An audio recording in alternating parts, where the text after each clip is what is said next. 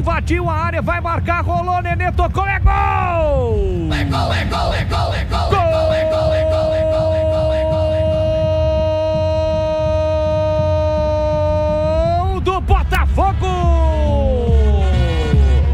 Nenê tem a 10 estampado na camisa. Só que pode dar mais do que meio gol pro Diego Tavares. Uma arrancada espetacular na direita.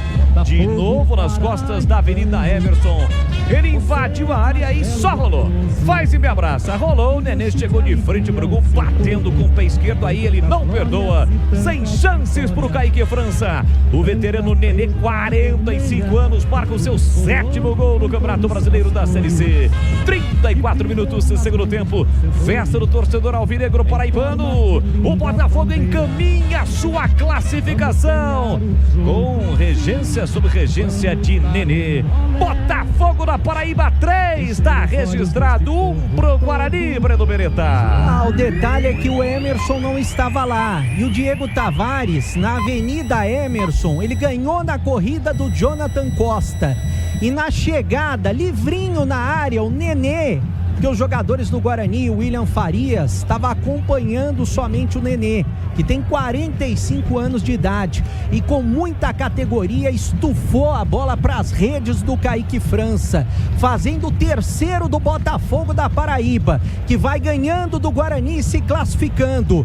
Botafogo da Paraíba 3, Guarani 1, saindo agora o Lucas Cândido para a entrada do Caio Garcia, 25. Saindo Lucas Cândido para a entrada do Caio Garcia, 25. Agora eu vou falar o seguinte, Boles, é muito fácil, muito simples. A gente tem visto o que está acontecendo no Guarani. A gente sabe dos problemas internos. A diretoria não faz absolutamente nada. Agora eles vão colocar o Rafael Freitas. Eu não sei se o Hélio Cizenando, ele não tem vergonha de fazer isso que ele está fazendo, de colocar o menino da base, faltando 9 minutos para terminar, para jogar a responsabilidade em cima dele. Poderia ter colocado esses meninos há muito tempo. E o Guarani tomando de 3-1.